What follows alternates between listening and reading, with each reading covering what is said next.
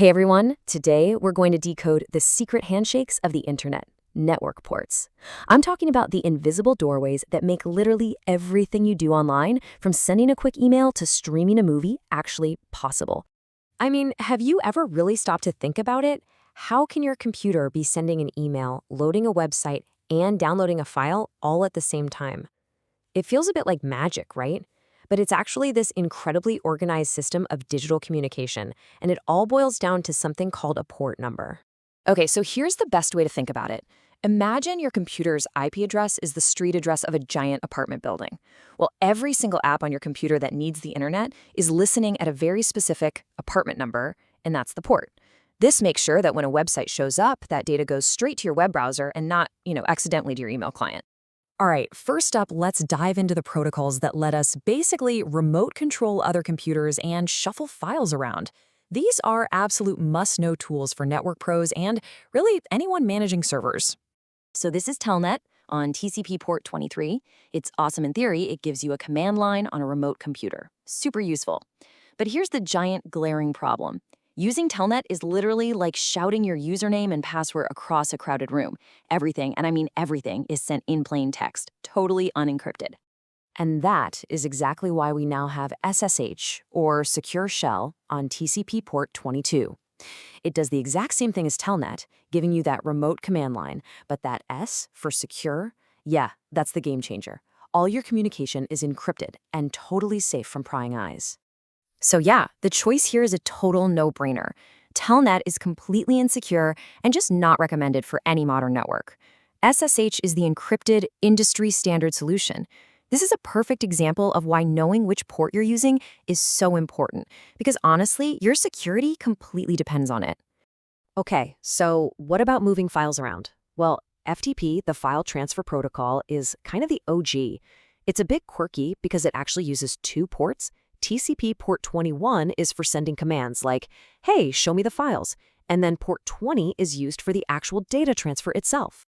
And you guessed it, just like Telnet, the classic FTP has a big security problem. So, the solution?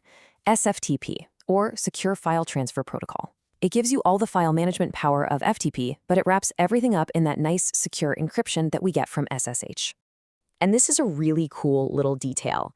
SSH and SFTP use the exact same port, TCP22. That's because SSH isn't just like SSH, it's literally file transfer happening inside the secure encrypted tunnel that SSH creates. It's built right on top of it. All right, let's shift gears and talk about the stuff we all use every single day, probably without even giving it a second thought: browsing the web and sending email. So anytime you type a website into your browser, you're using HTTP on TCP port 80. This is the protocol that basically built the web as we know it, but its original design had a pretty big flaw. Everything was sent out in the open, totally unencrypted. And that's why today, pretty much every website you go to uses HTTPS on TCP port 443. That little s is so important. It stands for secure, and it uses encryption, things like SSL or TLS, to create a totally private, secure connection between your browser and the web server. And look, this difference is absolutely critical for your safety online. With HTTP, your data is vulnerable. With HTTPS, it's secure. Next time you're browsing, just glance up at the address bar. See that little padlock icon? That's your visual confirmation that you're safe and sound on the secure port 443. So what about email? Well, the moment you hit send, your message gets handed off to SMTP, the simple mail transfer protocol on TCP port 25. This is the workhorse that moves email all around the globe. Now, the standard version is plain text, which is why most modern systems use a different port, like 587, to add that crucial layer of encryption. Okay, now for the really cool part. Let's pull back the curtain on the silent heroes, the protocols that work in the background, making everything just work without us ever noticing. First up is DNS, the domain name system, on UDP port 53.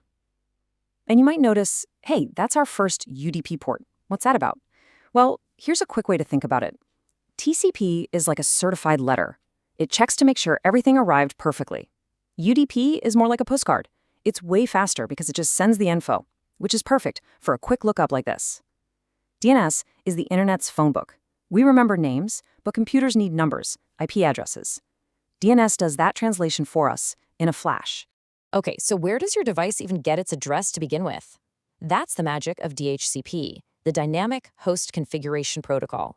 The second you connect to a new Wi-Fi network, your device basically shouts out, "Hey, I need an address." And a DHCP server on the network says, "Here you go," and assigns one automatically. It's what lets you get online instantly. And last but not least, we've got NTP on UDP port 123.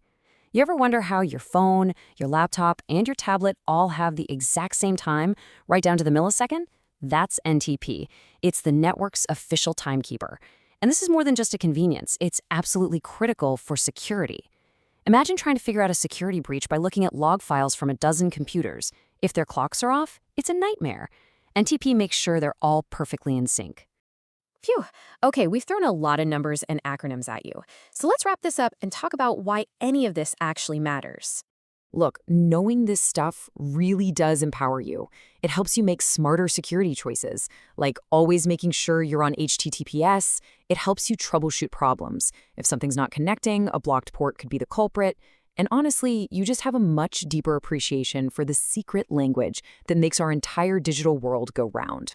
It's kind of like learning about these ports is discovering the secret doorways of the internet, right? It just makes you wonder, what other invisible systems are out there running our digital lives from just behind the curtain? And there you have it, our whirlwind tour of common network ports. If you want to go back and review all these protocols and their port numbers, I put a complete list together for you in the description below. Thanks so much for joining me.